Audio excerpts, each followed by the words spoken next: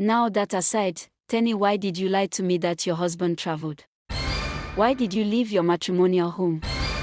Tenny's mother asked her after she ran into her husband in a supermarket.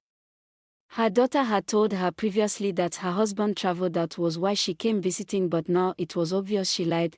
Tenny kept quiet. Her mother squinted at her. Tenny, is your marriage troubled? Tenny felt her chest tighten. The weight of weeks of pain, infections, slaps, and loneliness pressed down on her until she couldn't hold it anymore. Tears rolled down her face as she whispered, "Mommy, your daughter married a stranger. The man you call son-in-law is a street boy. A gigolo. He doesn't work anywhere. He only comes home to rest from the women he sleeps with.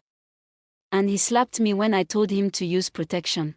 I wished I never said yes to marrying him, Mom," she said, breaking into sobs. Silence swallowed the room. Her mother's eyes widened, her hand trembling as she held her chest. Tenny started begging her to calm down, reminding her of her health status. Her mother moved back and sat down on the tiled floor quietly. "Why didn't you tell me, my baby? I'm done for. My enemies have succeeded. I was only a single mother that didn't want to fail. God, where did I go wrong? You mean Gabriel is a street guy? You mean he raised his hands on you while I stayed here sleeping and rejoicing that my daughter was in her husband's house? Hey." She kept lamenting on and on as they both cried, consoling one another. Later her mother gathered herself together and continued caring for Tenny. Tenny continued going to her shop from her mother's house. Leaving that house was the easiest and hardest decision she had ever made.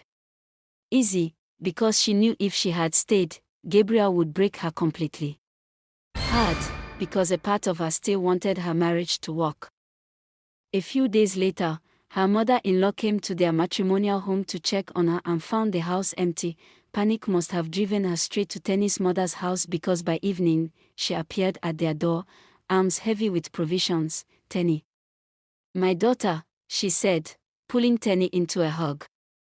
"I am so sorry. I have failed you. I was the one who threatened my son to go back to you because I loved you to be a part of my family from the very start. You are such a good girl and I thought with you in his life he would want to become responsible again, but I see now he's just too foolish to see reasons." This was the same path his father walked and left me early. He died in another woman's arms in a hotel room and left me with little kids to care for. And now I feel like a failure for not raising my son properly. I was busy working to keep them comfortable," she said, breaking into sobs. "But I promise you, sweetheart, I will take care of you and this baby." Her eyes met Tenny's mother's, and she added, voice breaking, "Please forgive me, my in-law. I raised my son poorly and didn't even realize it until now."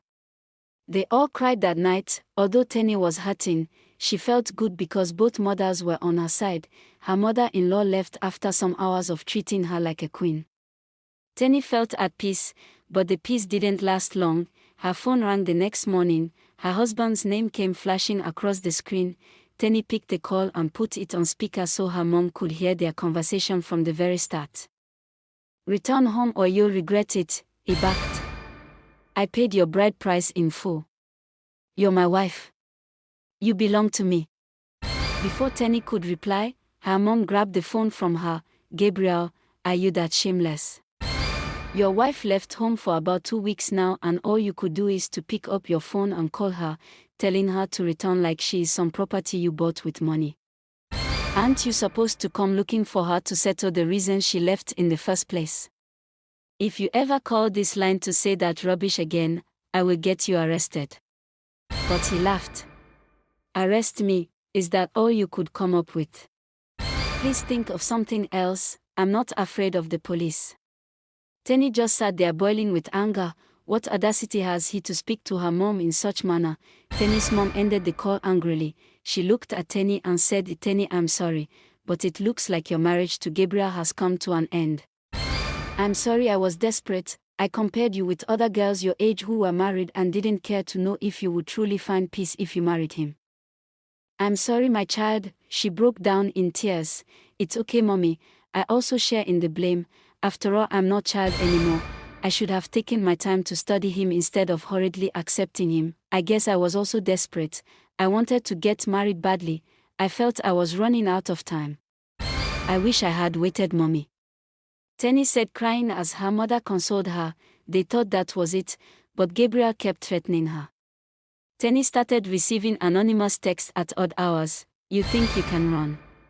Watch your back. One day, a motorcycle followed her from the market until she docked into a pharmacy and begged the shopkeeper to hide her. They waited, but when Tenny refused to come out, they left. She thanked the shopkeeper and returned home shivering because of the trauma. Tenny's mom was terrified. She couldn't sleep that night. Around 1 a.m., she told Tenny, I think we need to involve your uncle. Maybe Gabriel is behaving this way because we are both women, because I don't have a husband. He feels we are alone. And she picked her phone and called Tenny's late father's brother, Uncle Richard, a well-placed man in the city, and told him everything. Within 5 hours, Uncle Richard drove down himself, tall and stern, with the air of someone who commanded respect.